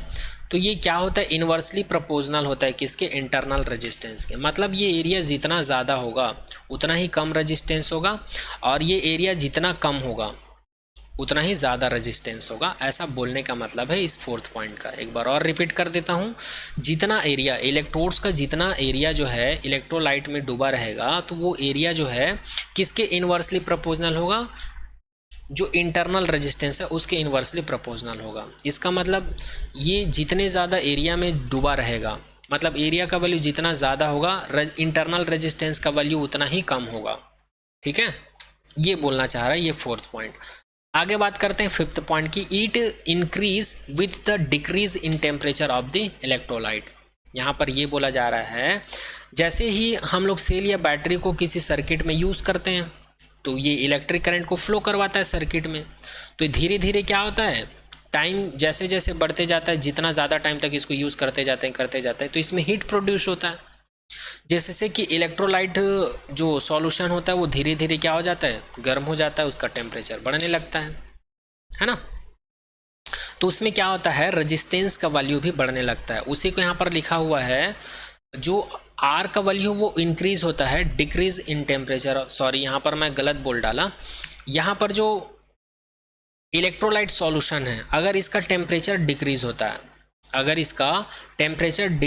है, तो यहाँ पर आर का वैल्यू क्या होता है, इंक्रीज होता है। मतलब यहाँ पर भी हम लोग बोल सकते हैं टेम्परेचर के इन्वर्सली प्रोपोर्शनल होता है। जो ये कैपिटल स्मॉल आर का जो वैल्यू है टेम्परेचर बढ़ाने के साथ ये घटता है, और टेम्परेचर डिक्रीज होने के साथ ये बढ़ता है, ऐसा बोला जा रहा है। Internal resistance increase with the decrease in the temperature of electrolyte solution. तो ये रहा इंटरनल रेजिस्टेंस, और इंटरनल रेजिस्टेंस से रिलेटेड कुछ पॉइंट जिस फैक्टर के ऊपर ये डिपेंड करता है। ओके, अब चलिए आगे हम लोग बात करने वाले हैं relation between internal resistance, EMF and terminal potential difference of the cell. बोलने का मतलब ये है, इंटरनल रेजिस्टेंस मतलब होता है आर, ईएमएफ का मतलब होता है एप्सिलॉन, टर्मिनल पोटेंशियल डिफरेंस का मतलब होता है वी सेल का। तो इन तीनों के बीच हम लोग आगे रिलेशन देखने वाले हैं। ठीक है, तो चलिए इन तीनों के बीच फटाफट रिलेशन देख लेते हैं। तो रिलेशन देखने से पहले ऑलरेडी हम लोग ईएमएफ के बारे में डिस्कस कर चुके हैं। यहाँ पर पोटेंशियल डिफरेंस को भी समझ लेते हैं कि पोटेंशियल डिफरेंस क्या होता है। हम लोगों ने ईएमएफ में देखा था कि ईएमएफ क्या है, पोटेंशियल होता है। किसका पोटेंशियल होता है, जो सेल या बैटरी लगा रहता है उसके टर्मिनल का पोटेंशियल होता है। जब हम लोग उसको वर्क नहीं कराते हैं, वो वर्किंग प्रोसेस में नहीं रहता है। वर्किंग प्रोसेस में नहीं रहता है बोलने का मतलब क्या है, जो बैटरी है या डीसी सोर्स है या जो सेल है वो सर्किट से कनेक्ट नहीं रहता है। तो उस सिचुएशंस में उसकी जो टर्मिनल है, उसके टर्मिनल में जो पोटेंशियल रहते हैं उसको हम लोग ईएमएफ कहते हैं। नेक्स्ट बात करते हैं टर्मिनल पोटेंशियल डिफरेंस। तो टर्मिनल पोटेंशियल डिफरेंस क्या होता है? Potential across the terminal of cell when it is in working process. जब हम लोग बैटरी या सेल या फिर किसी डीसी सोर्स को किसी सर्किट से कनेक्ट कर देते हैं, तो उस दौरान जो सर्किट है या जो बैटरी है वो वर्किंग प्रोसेस में होता है। तो उस बैटरी या सोर्स के टर्मिनल में जो पोटेंशियल होता है उसको हम लोग बोलते हैं टर्मिनल पोटेंशियल डिफरेंस। और जब वो वर्किंग प्रोसेस में नहीं रहता है तब हम लोग उसी पोटेंशियल, टर्मिनल पोटेंशियल को क्या कह देते हैं? ईएमएफ कह देते हैं। अब चलिए हम लोग रिलेशन फाइंड आउट करते हैं ईएमएफ, इंटरनल रेजिस्टेंस आर और इलेक्ट्रिक पोटेंशियल या फिर टर्मिनल पोटेंशियल डिफरेंस के बीच में। तो इसके लिए यहाँ पर एक सर्किट कंसिडर कर लेते हैं। इसके लिए हम लोग यहाँ पर एक सर्किट कंसिडर कर लेते हैं कि यहाँ पर एक सेल है। अब यहाँ पर सेल का सिंबल हमको पता है कुछ ऐसा होता है, पॉजिटिव और नेगेटिव, लेकिन यहाँ पर सेल के पास कुछ ना कुछ इंटरनल रेजिस्टेंस होता है। इसलिए अब सेल का जो हम लोग सिंबल देखेंगे वो कैसा रहेगा? वो कुछ ऐसा रहेगा। ठीक है, ये कुछ ऐसा रहेगा, तो इसको याद रखिएगा और ये इंटरनल रेजिस्टेंस हो जाएगा। ठीक है, तो ये है सेल। इसमें हम लोगों ने एक रेजिस्टेंस को कनेक्ट कर दिया और यहाँ से करंट कैसे फ्लो हो रहा है? Positive to negative current flow हो रहा है। तो अब यहाँ से हमको क्या निकालना है? ये जो सेल का जो टर्मिनल पोटेंशियल है V और ईएमएफ, इनके बीच रिलेशंस निकालना है और इंटरनल रेजिस्टेंस R है। तो इसके लिए हम लोग क्या करेंगे आगे देखते हैं। यहाँ पर एप्सिलॉन का मतलब है ईएमएफ या potential of cell, capital V का मतलब है potential of resistance, V dash का मतलब है पोटेंशियल ऑफ R। तो यहाँ पर हम लोग ये कंसीडर किए हैं, है ना। तो टोटल पोटेंशियल कितना हो जाएगा पूरे सर्किट में? तो पूरे सर्किट का जो टोटल पोटेंशियल है उसको हम लोग लिख सकते हैं बैटरी के थ्रू, जो बैटरी का जो ईएमएफ है ये उस पूरे सर्किट में जो इलेक्ट्रिक पोटेंशियल प्रोड्यूस हो रहा है इन दोनों के सम के इक्वल होगा। ठीक है, क्या बोला हूँ मैं? वो जो सर्किट है उस सर्किट में जो नेट पोटेंशियल है वो कितना होगा? Epsilon is equal to V plus V dash होगा। ऐसा क्यों? क्योंकि जिस सोर्स के थ्रू हम लोग दे रहे हैं इलेक्ट्रिक करंट या इलेक्ट्रिक पोटेंशियल वो कितना है? एप्सिलॉन है। और इस एप्सिलॉन की वजह से पूरे सर्किट में जो इलेक्ट्रिक पोटेंशियल प्रोड्यूस हो रहा है, पहले तो कैपिटल R की, जिसको हम लोग एक्सटर्नल रेजिस्टेंस कह देते हैं, दूसरा है स्मॉल r में भी कुछ ना कुछ वोल्टेज प्रोड्यूस हो रहा है जिसको हम लोग बोल देते हैं इंटरनल रेजिस्टेंस की वजह से। तो इसलिए epsilon is equal to V plus V dash लिख सकते हैं इसको इक्वेशन नंबर 1 दे देते हैं। अब हम लोग को पता है ओम्स लॉ से V is equal to IR होता है। तो यहाँ पर जो एक्सटर्नल रेजिस्टेंस R, यहाँ पर कई लोग को कन्फ्यूज़न हो रहा होगा एक्सटर्नल रेजिस्टेंस का मतलब क्या है, तो मैं समझा देता हूँ। जो बाहर से हम लोग रेजिस्टेंस या रजिस्टर कंपोनेंट यूज़ करते हैं किसी भी सर्किट में, इसको हम लोग एक्सटर्नल रेजिस्टेंस बोलते हैं। और जो बैटरी या सेल के अंदर करंट का अपोज होता है उसके वजह से एक रेजिस्टेंस प्रोड्यूस होता है जिसको इंटरनल रेजिस्टेंस स्मॉल r कहते हैं। अब देखिए ध्यान से इधर, तो यहाँ पर ओम्स लॉ से जो एक्सटर्नल रेजिस्टेंस है उसके लिए ओम्स लॉ और जो इंटरनल रेजिस्टेंस है उसके लिए ओम्स लॉ। तो यहाँ पर इन दोनों वैल्यू को इक्वेशन नंबर 1 में सब्स्टिट्यूट कर देते हैं तो हमको मिल जाता है epsilon is equal to IR plus IR। यहाँ पर I को कॉमन निकालेंगे तो ये हो जाएगा capital R plus small r। तो यहाँ से R प्लस R को हम लोग इधर ट्रांसफर करेंगे तो I का वैल्यू मिल जाएगा I is equal to epsilon upon R plus R। ये मिल गया इक्वेशन नंबर 2। इतना लंबा चौड़ा प्रोसेस ना करके आप लोग इसको डायरेक्ट भी लिख सकते थे। डायरेक्ट कैसे लिख सकते थे? इस सर्किट में देखिए, इस सर्किट में कौन सा करंट फ्लो हो रहा है? करंट I फ्लो हो रहा है। और हम लोग को पता है ओम्स लॉ से V is equal to IR होता है। तो यहाँ से हम लोग इसको लिख सकते हैं I is equal to V upon R लिख सकते हैं। तो V का मतलब होता है वोल्टेज और R का मतलब रेजिस्टेंस। तो यहाँ पर इस पूरे सर्किट में कौन सा करंट कौन सा वोल्टेज फ्लो हो रहा है? तो यहाँ पर हम लोग लिख देते हैं एप्सिलॉन, क्योंकि इस सेल की वजह से जो ईएमएफ है वो कितना है? ये है, और यही तो इस पूरे सर्किट में फ्लो कर रहा है। जैसे कि यहाँ पर V है तो V की जगह यहाँ पर एप्सिलॉन रख दिया हूँ मैं। आर का मतलब टोटल रेजिस्टेंस, तो यहाँ पर एक्सटर्नल रेजिस्टेंस आर है और इंटरनल रेजिस्टेंस स्मॉल आर है। तो यहाँ से हम लोग इसको ऐसे डायरेक्ट भी लिख सकते थे, लेकिन इसको डायरेक्ट ना लिखकर ये फॉर्मूला आया कैसे, ये करंट आया कैसे, उसको भी मैं बता दी हूँ यहाँ पर। चाहो तो आप लोग ऐसे लिख सकते हो डायरेक्ट, है ना। अब हम लोग क्या करते हैं, ओम्स लॉ फिर से अप्लाई करते हैं, V is equals to I R. तो यहाँ पर I का वैल्यू सब्स्टिट्यूट कर देते हैं, तो V इज इक्वल्स टू हमको मिल जाता है r epsilon upon r plus epsilon मिल जाता है। इसको इक्वेशन नंबर 3 दे देते हैं।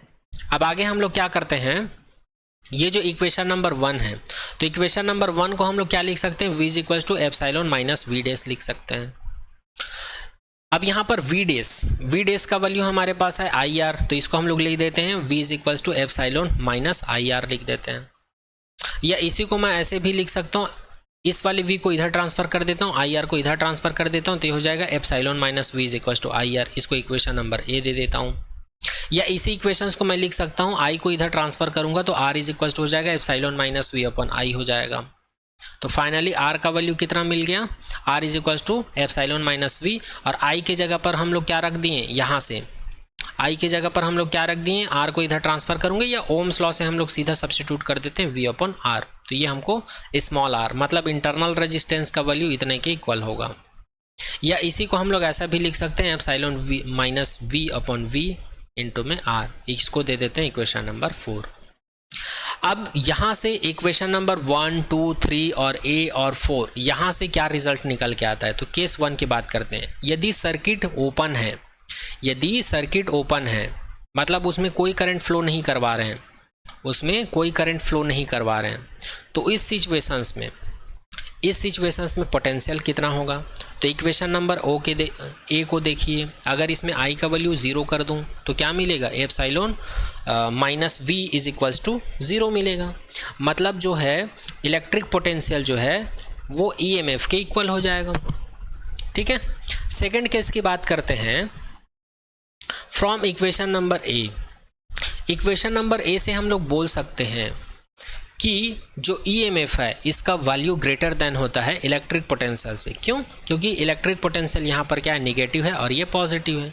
तो यहाँ से ये रिजल्ट भी निकाल सकते हैं इक्वेशन नंबर ए से कि जो EMF का वैल्यू जो है ज़्यादा होता है V से, मतलब EMF का वैल्यू ग्रेटर देन होता है टर्मिनल पोटेंशियल डिफरेंस से, ऐसा बोल सकते हैं। आगे बात करते हैं ग्राफ की। ये भी एग्ज़ाम में कभी कभी पूछ लिया जाता है कि जो EMF होता है और जो एक्सटर्नल रेजिस्टेंस होता है इन दोनों के बीच क्या रिलेशन होता है, ग्राफिकली इसको ट्रीट कीजिए, ऐसा पूछ देते हैं, है ना। तो हम लोग को ऑलरेडी एक रिलेशन पता है, अभी अभी हम लोग निकाले हैं इक्वेशन नंबर ए। ये कहाँ से आया है, इक्वेशन नंबर ए से आया है। Epsilon minus V is equals to I R. यहाँ पर इस इक्वेशंस को देखकर हम लोग बता सकते हैं कि एप्सिलॉन जो है एक्सटर्नल रेजिस्टेंस R के ऊपर डिपेंड नहीं कर रहा है। क्यों, क्योंकि अगर इसको हम लोग मॉडिफाई करें तो यहाँ से आ जाएगा V प्लस आई आर। यहाँ पर कैपिटल R दिख ही नहीं रहा है, ये किसके ऊपर डिपेंड कर रहा है, केवल टर्मिनल पोटेंशियल डिफरेंस और जो इंटरनल रेजिस्टेंस है और जो करंट फ्लो हो रहा है, इन तीनों चीज़ के ऊपर डिपेंड कर रहा है। इसलिए अगर हम लोग को एग्ज़ाम में पूछा जाए एप्सिलॉन और कैपिटल R के बीच रिलेशंस क्या होगा, तो यहाँ पर बोल देना कि EMF जो है कांस्टेंट होगा एक्सटर्नल रेजिस्टेंस के कंपैरिजन में। मतलब यहाँ पर एक्सटर्नल रेजिस्टेंस के वैल्यू को अगर बढ़ाएं, इंक्रीज करें चाहे डिक्रीज करें, EMF का वैल्यू क्या होगा, कांस्टेंट होगा। जैसे कि इस ग्राफ में देख सकते हैं, एक्स एक्सिस ले लिए, वाई एक्सिस लिए। वाई एक्सिस में हम लोगों ने रखा EMF को और एक्स एक्सिस में रखा हम लोगों ने एक्सटर्नल रेजिस्टेंस को। तो यहाँ पर एक्स एक्सिस के पैरेलल एक स्ट्रेट लाइन मिल रहा है, मतलब यहाँ पर एप्सिलॉन का वैल्यू क्या है, कांस्टेंट है इस पॉइंट पर, जबकि R का वैल्यू बढ़ते जा रहा है, देखो बढ़ते जा रहा है, बढ़ते जा रहा है। ठीक है, चलिए नेक्स्ट ग्राफ की बात करते हैं। नेक्स्ट ग्राफ की बात करते हैं टर्मिनल पोटेंशियल डिफरेंस और कैपिटल R एक्सटर्नल रेजिस्टेंस के बीच। तो ऑलरेडी हम लोग एक रिलेशन निकाल चुके हैं इक्वेशन नंबर 3 से। अब इक्वेशन नंबर 3 कहाँ है, तो इक्वेशन नंबर 3 ये है। यहाँ से हम लोग रिलेशन निकाल चुके हैं V is equals to R epsilon R plus epsilon. ठीक है, तो इस रिलेशन से हम लोग V और R के बीच में ग्राफ ड्रॉ करेंगे।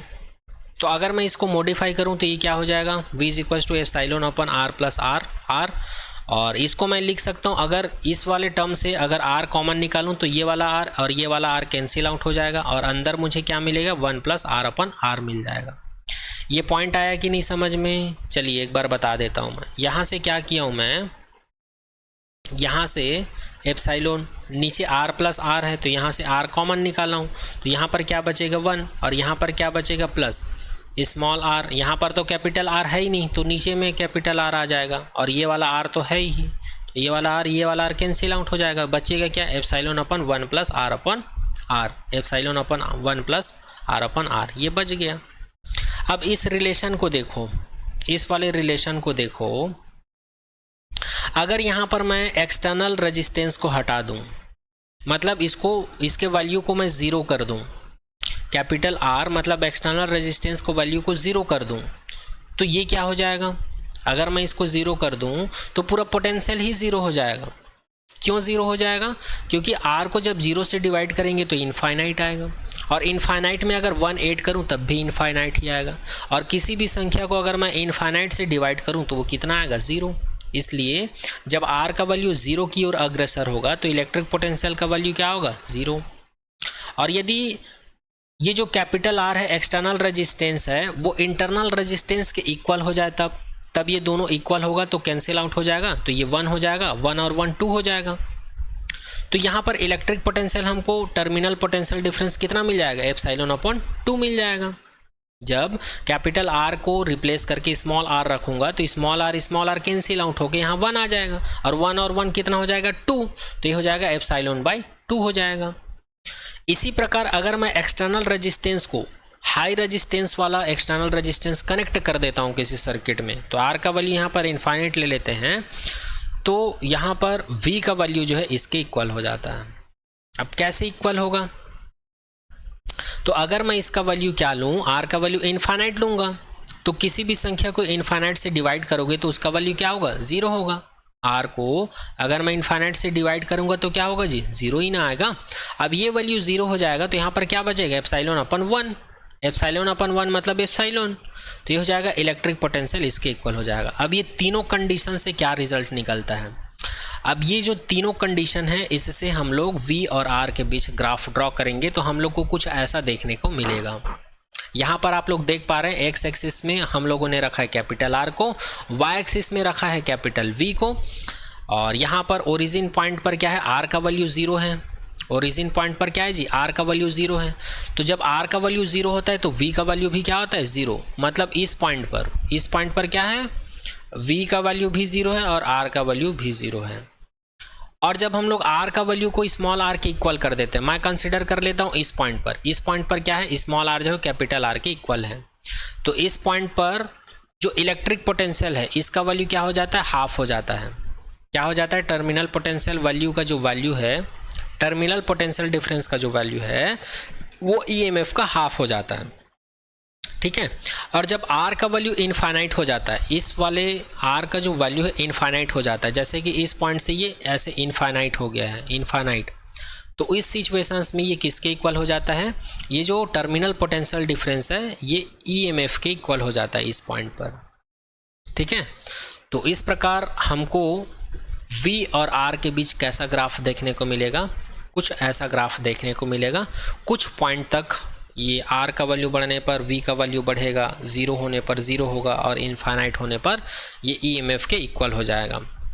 तो ये तीनों ही कंडीशन इस ग्राफ से सेटिस्फाइड होता है या वेरीफाइड होता है। आई होप ये ग्राफ भी आप लोग को समझ में आया होगा। चलिए नेक्स्ट बात करते हैं V और I के बीच ग्राफ। तो ऑलरेडी हम लोग को पता है इक्वेशन नंबर A से epsilon minus V is equals to IR होता है। यहाँ से हम लोग इसको क्या लिख सकते हैं, IR को इधर ट्रांसफ़र कर देते हैं, V को इधर, तो इसी इक्वेशन को हम लोग लिख सकते हैं V is equals to minus IR plus epsilon लिख सकते हैं। और अगर इसको आप लोग ध्यान से देखें, तो इसका कंपेरिजन हम लोग स्ट्रेट लाइन इक्वेशन से कर सकते हैं। स्ट्रेट लाइन का इक्वेशन क्या होता है, y is equals to mx plus c होता है। स्ट्रेट लाइन का इक्वेशन क्या होता है, y is equals to mx plus c होता है, ठीक है। और यहाँ पर m का मतलब क्या है, अगर दोनों का कंपैरिजन करें तो y is equals to v है और m इज इक्वल्स टू क्या है, I है, और x इज इक्वल्स टू क्या है, ये माइनस आई है, x इज इक्वल टू यहाँ पर क्या है, r है, ठीक है, और c इज इक्वल टू क्या है, एप्सिलॉन है। तो आप लोग को पता होगा ये जो स्ट्रेट लाइन है y is equal to M X के लिए, एम एक्स प्लस सी के लिए, इसके लिए हम लोग को कुछ इस प्रकार का स्ट्रेट लाइन देखने को मिलता है। अगर आप लोग को ग्राफ थ्योरी, अगर आप लोगों को ग्राफ थ्योरी नहीं आता है या इसके बारे में नहीं जानते हैं, तो आप लोग मेरे यूट्यूब चैनल के प्लेलिस्ट में जाकर मैथमेटिकल बैकग्राउंड फॉर फिजिक्स के लिए उसमें जाकर देख सकते हैं। उसमें डल चुका है कि स्लोप का कॉन्सेप्ट क्या होता है और स्ट्रेट लाइन का इक्वेशंस ये कैसे कैसे ड्रॉ कर सकते हैं, ये कैसे कैसे वेरी होता है इसका वैल्यू, सारा चीज़ मैं डाल चुका हूँ, ठीक है। तो यहाँ पर आप लोग देख पा रहे हैं x और y एक्सिस में ये जो स्ट्रेट लाइन है, ये स्ट्रेट लाइन कौन से इक्वेशंस को फॉलो करता है, इस वाली इक्वेशन को, y is equal to M x plus सी।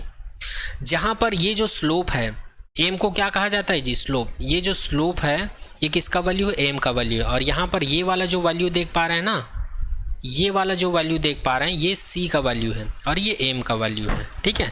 तो m का वैल्यू यहाँ पर क्या है, अगर इन दोनों इक्वेशंस का कंपैरिजन करें तो c का वैल्यू, ये c का वैल्यू क्या है, एप्सिलॉन है ना। यहाँ पर इन दोनों का कंपेयर करेंगे तो c के जगह पर क्या है जी, एप्सिलॉन है, इसलिए यहाँ पर एप्सिलॉन लिख दिया हूँ। और ये क्या है, स्लोप है। स्लोप क्या होता है, वोल्टेज का वैल्यू डिक्रीज हो रहा है, सॉरी फॉर दैट, वोल्टेज का वैल्यू यहाँ पर क्या हो रहा है, डिक्रीज हो रहा है जब ऊपर से नीचे आएंगे। क्यों, क्योंकि स्लोप क्या है, हाँ यहाँ पर निगेटिव मिला है हमको, स्लोप यहाँ पर क्या मिला है, निगेटिव मिला है। एक बार और रिपीट कर देता हूँ अगर कन्फ्यूज़न होगा तो। यहाँ पर दोनों इक्वेशन का कंपैरिजन करें तो स्लोप का वैल्यू यहाँ पर क्या मिल रहा है हमको, निगेटिव, मतलब यहाँ पर y एक्सिस में जो वैल्यू पुट करेंगे उसका वैल्यू यहाँ पर डिक्रीज होगा, ठीक है। और यहाँ से यहाँ तक का जो वैल्यू है, ये किसका वैल्यू है, करंट का वैल्यू जो वेरी हो रहा है, ठीक है। तो यहाँ पर याद रखिएगा v और i के बीच हमको एक स्ट्रेट लाइन मिलता है और वो स्ट्रेट लाइन इक्वेशन ये होता है। तो ये टॉपिक भी यहाँ पर कंप्लीट होता है, ठीक है। तो आने वाले नेक्स्ट टॉपिक को हम लोग नेक्स्ट लेक्चर में करेंगे, क्योंकि आज का लेक्चर बहुत लंबा हो चुका है ना।